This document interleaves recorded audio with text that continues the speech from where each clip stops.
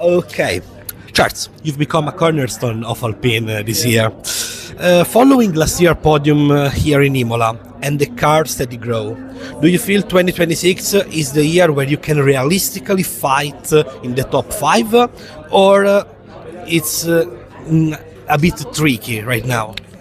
I think definitely we made a step forward in 2026 with the aero package, the systems of the car, also the understanding of the new tires, and I think last year we between the two cars we are some good result individually, but we're not putting everything together with the two cars at the same time. So I think this year, for sure, I think we have the pace to, especially Imola looks to be quite strong in terms of pace. It's always difficult to say after FP2, FP3s, but we look to have a good pace to fight for top 5, top 6. But what would be good is to do it with the two cars regularly, and not one car having a podium, the other one P14, and then the other way around. So I think that's where we're lacking a bit last year, and I think that's why we lost a bit the P4 in championship end of 25. So yeah. Exactly. So you are one of the drivers who spent the most time in simulator, as we know, developing this car until this year. What is the biggest technical challenge in making from simulator to the realistic of the car? So the thing is that when you start from zero with the car, what happens is that you start to develop the system, etc. From the software in the sim, but when you put it on the car, when you don't have a proper read of what is going to be the car handling wise, it's quite difficult to have a good transition on this aspect. But at the beginning, you try to go gently with the systems. First we started without any systems at the beginning of the development with the car, and then progressively we put more and more systems to understand what was the effect of each one, and not to put everything in one time and then have kind of a Christmas tree and everything not working together, which in the end at some point was the case, because systems were starting to fight against each others, beginning of 24, and then the more we have data, the more we run, the better it goes, and also the sim gets better, because we have more and more data, more and more correlation between the sim and the real car, So I think now we are starting to be in a good spot, which is definitely going to be helpful for Le Mans, to have a proper prep and to understand where we need to be with ride height, with the systems, to understand exactly where we have to go, so it's not an easy task, but I think everyone is trying to get up to exactly. Okay. Imola is a circuit that don't forgive the mistakes.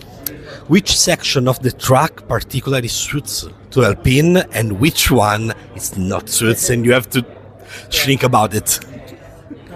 I think we are really good on the last sector. So from Acque Minerali to last corner T90, we look to be quite strong. But our main loss is sector 1, so the first chicane, Tamburello. That's where we look to be losing a bit. But the sector is quite short, So in the end, it's only 1/10, 1/10 and a half. But on the sector that short, it's you lose 3/10 and a half on the last one, because it's super long. I think that's the one we are losing. And like I said, the strength is sector 3. In the Alpine garage, you share experience with high caliber divers. How was your leadership inside the team, and from who you learned the most in this year? Like me, I'm still trying to learn a lot in endurance. I'm only 25, so it's my third year in a hypercar, and my 6th year in WEC. So, I still have a lot of learning, even if I started to get a lot of experience from the championship and the car itself.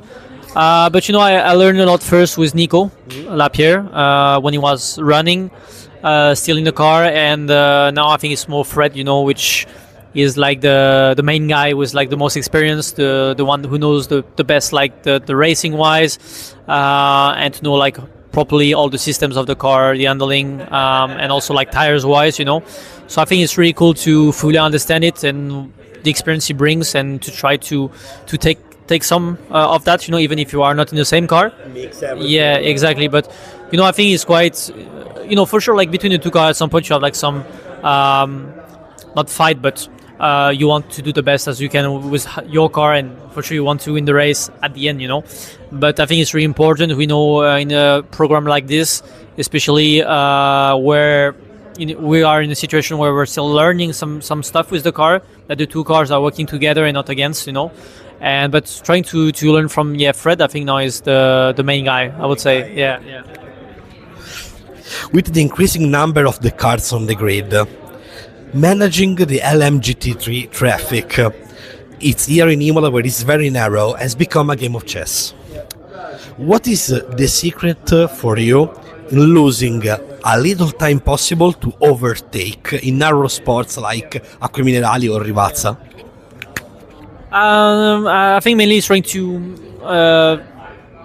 to manage the distance between the cars, to do some lift to save energy. But that's something you get more and more with the experience. That I'm starting to get quite well, to like try to anticipate where you need to lift and where to brake, to not lose too much time in the corner and still to have a good exit when you overtake the GT. But at some point, sometimes it's not working that way. You have to wait a bit more, depending also the drivers which are in the car. When it's like the bronze driver, it's a bit more difficult. But I would say in WEC, in the end, it's not so bad. I would say compared to ELMS, for example, where you have the LMP3s. And where I think like the level in general with the bronze is a bit lower, people are still like searching what they are doing with the car, Barcelona. Yeah, exactly. So that's a good reference, I would say. But I feel like here, it's quite steady, I would say. All the bronze have quite a lot of experience, so they know what they have to do.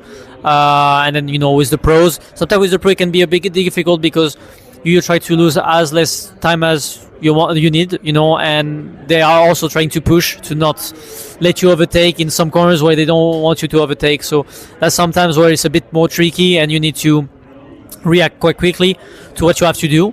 But for sure, Imola is not the best one, to do that. When you go to Acque Minerali, the best is just to lift a lot and try to have some momentum there and to have a good exit to get the GT on the exit, Last question. You are very young, but you already have Le Mans win in LMP2. In 2026, with the hypercar category at elite level, after all, what would it mean to bring Alpine back to the top step here in Le Mans? Because you are focusing a lot on Le Mans, as I say. Yeah. No, I think everyone is focusing a lot on Le Mans. But us, we always had like some good races in WEC. But Le Mans was always a bit difficult. Like 24, we looked to have a good space. Like with the beginning of the race, looked to be quite strong. I think at some point we're like P3 or P4. So, on paper we looked to be in a good spot. But then, the failure. And 25, we were nowhere with the car. We had some difficulties to understand what was wrong. And even if we identified them later on.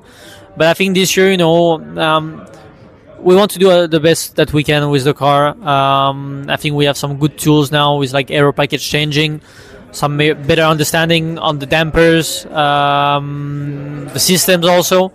So I think what we are going to achieve this year is to really like put everything together and to have no regret, because it's the last year of the program, so it's the last time we'll be in Le Mans with this car. I think we'll just try to do our best, and I think we have some good package to do some good step forward and to fight for we'd like to fight for top 5. That will be the main goal. If we can have more, would be great. But I think top 5 is realistically what we can achieve. Yeah, exactly. And what's your main goal for 2026? To be to still get better, to show that the speed is there. Because then for 27 you need to find some other ways, but I think that just trying to keep the momentum of 24, 25 and no mistakes, especially in Le Mans. You just try to be really consistent on this side,